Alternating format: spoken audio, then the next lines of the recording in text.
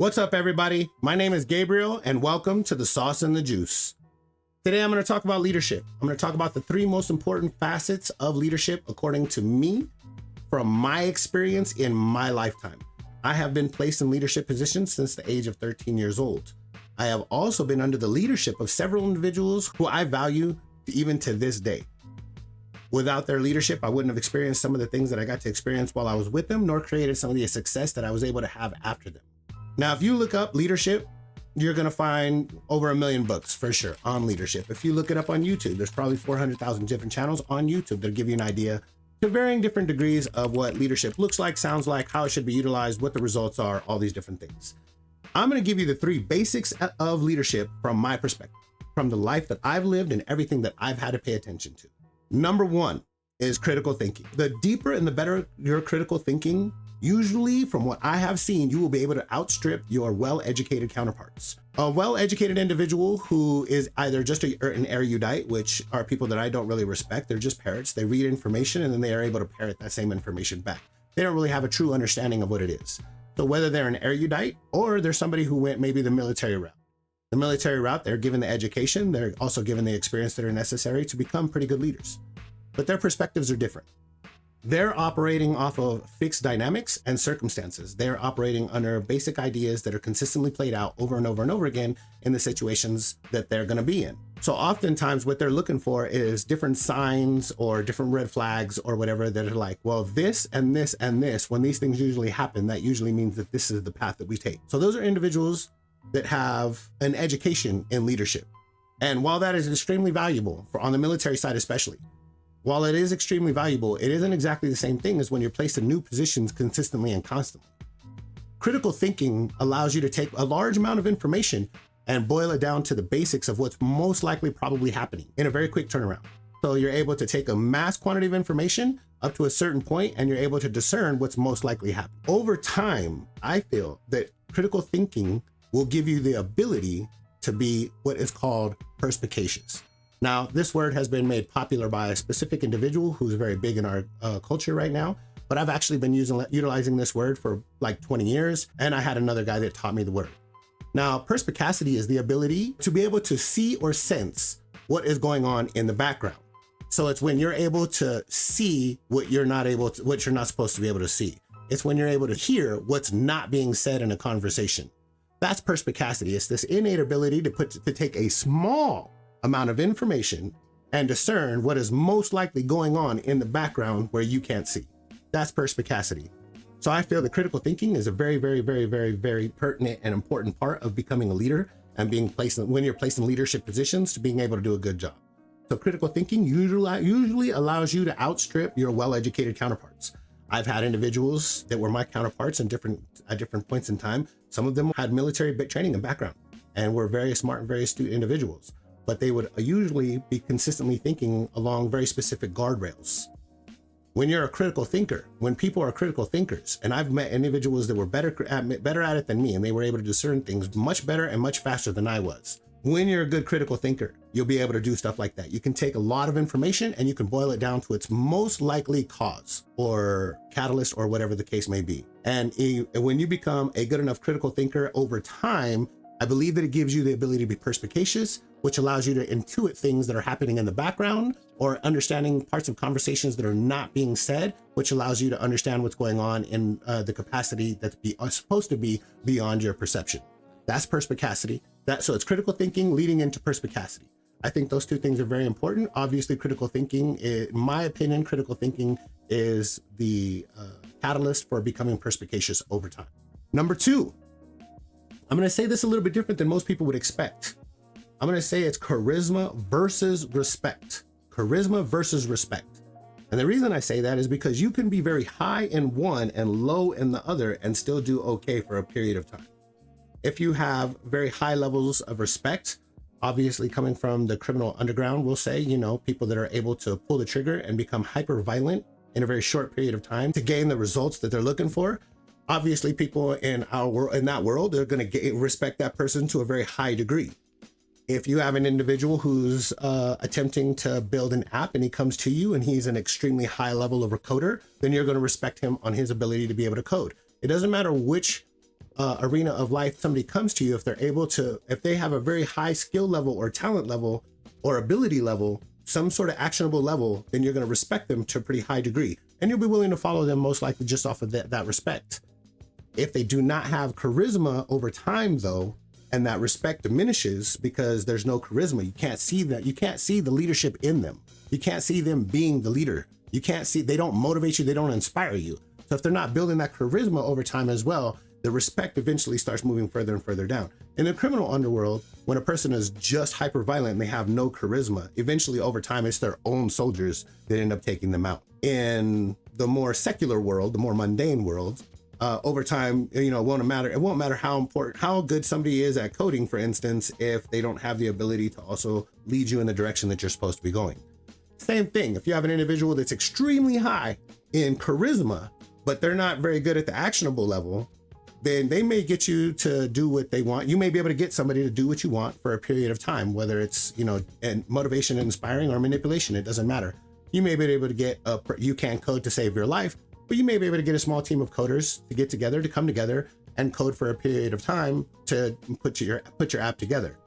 But if you're not developing on the levels of respect, so if you're not at the very least taking care of the other aspects of the business, they may be creating the product, but you're busy creating the opportunity. If you're busy creating the opportunity, then their respect for you will still rise. But you must develop the ability to balance the two. If you're extremely high in one, you must be developing the other.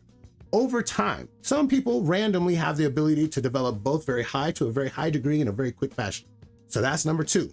Number 3, and this one is more important than most people think it is, but it has to be applied in a different way than most people try to apply it.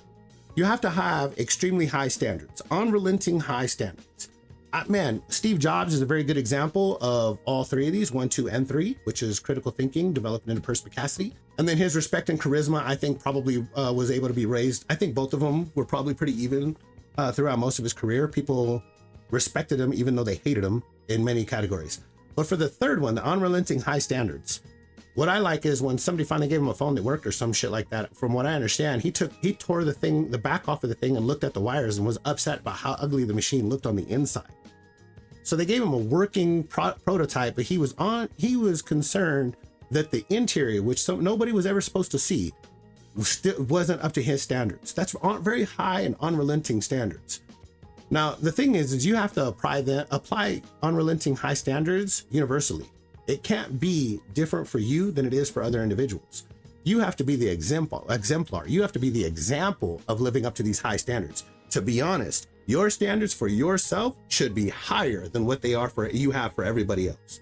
And if you are consistently living up to your standards for yourself, and they are higher than they are for everybody else, man, you will have people under your leadership that are willing to lose a limb or their life in order to follow your lead. They will do it. This is how people in a military perspective, how they get individuals, or not even military, militias, stuff like that. How they get individuals, gangs, military, militias, gangs, all these things, how they get individuals to put themselves in very serious danger for the person who's leading the group. In a military perspective, man, they're raiding a house. There are bullets fucking flying everywhere. They can't get through a doorway. You don't know what's on the other side of that doorway, but you have to be able to tell one of your soldiers, you, so-and-so, I need through this door right now. And he has to come over and kick that door down, knowing that on the other side of it, people might be on the other side trying to take his life. But he trusts in your leadership. He trusts in who you are and your abilities to get him safely through this situation. You will have people that are willing to do this, that are willing to lose life and limb in order to follow your leadership. Now, all 3 of these things, to recap, are very important. So number 1 is critical thinking, which over time, I believe, leads into what is called perspicacity. Critical thinking allows you to take massive amounts of information and boil it down to its simplest point. Perspicacity allows you to take very little information and discern what's most likely going on a massive scale behind the scenes. These are very important. This allows you to see what other people can't see. They will respect you for it. They will do anything that you ask, knowing that they can't see what you see because they know you can see something. Then charisma versus respect. You can be high in one at first, but you have to bring the other one up, and you have to get them to be even, at least somewhat even at some point. If people are doing the work for you that you can't do, you need to be outworking them on other levels. They need to see that if they're creating your product, they need to see that you're creating the opportunity and that you're doing whatever it takes to make that shit happen. They will then be willing to, they'll still respect you. Even if you can't do what they can do, they'll still respect you enough to help you on the product side, as long as you're creating the opportunity. That's just one example. On the other side, if all you have is respect, you are going to have to bring your level of charisma up. They do need to admire you. They need to admire who you are. They need to do that in order to be able to believe in you. They have to see you as someone who can lead. You have to be able to motivate and inspire these individuals, and not always just with words. They have to be able to look at you and then feel a sense of awe in who you are. This is the truth, I promise you. And lastly, and this is also extremely important, is unrelenting high standards. You have to have very high standards for everybody, and everybody has to understand if they don't meet these standards, there's going to be consequences. If they don't respect you to a certain level, there's going to be consequences. On that side of the spectrum, they have to understand that there's going to be consequences. Your expectations, though, need to be higher for yourself than they are for everyone else. You need to be outworking everybody. You need to be outperforming everybody. You need to be doing everything to a higher degree than what they are. If they're working 12-hour days, you need to be working 16. Whatever it is, you need to have unrelenting high standards for everybody else, but you need to have them even higher for yourself. If you're able to develop these three elements, you will be a good leader. Now, we're talking about leadership. Pure leadership, you being able to stand in front of a small group of people and lead them to somewhere. That is all we're talking about. Now, we were talking about trying to build an empire. Then you would need more assets, and you would need more resources, and you would need more skill ability. You would have to have a vision, a plan, and the ability to either develop a product and or an opportunity. You would need more. We're just talking about the very, very basics of leadership. There are plenty of other aspects of leadership, which I will cover over time, that also go into it. But these are the three basics that I feel that if you cannot develop these three basics, or if you're put in a position of leadership and do not develop these three basics, then you are going to fail and you don't deserve to be a leader, plain and simple. And people won't even see you as a leader. These elements will enable you to stand as a leader in front of another group of people. Your unrelenting standards, though, have to be higher for yourself. But also, if you fall short, do not make justifications and do not make excuses. This is what I was supposed to do. This is how I failed. This is what I did about it. And these are the consequences for myself. People will forgive you as long as you're meeting these standards, as long as you're meeting all of these three things to a certain degree of wherever your group is at the moment. As long as your abilities are matching wherever you are at in your journey, they will forgive you for falling short. But do not make excuses and do not make justifications. You own up to that shit. Own your fucking mistakes. And because you will expect other people to own their mistakes. So own your fucking mistakes. These are the three basics, guys.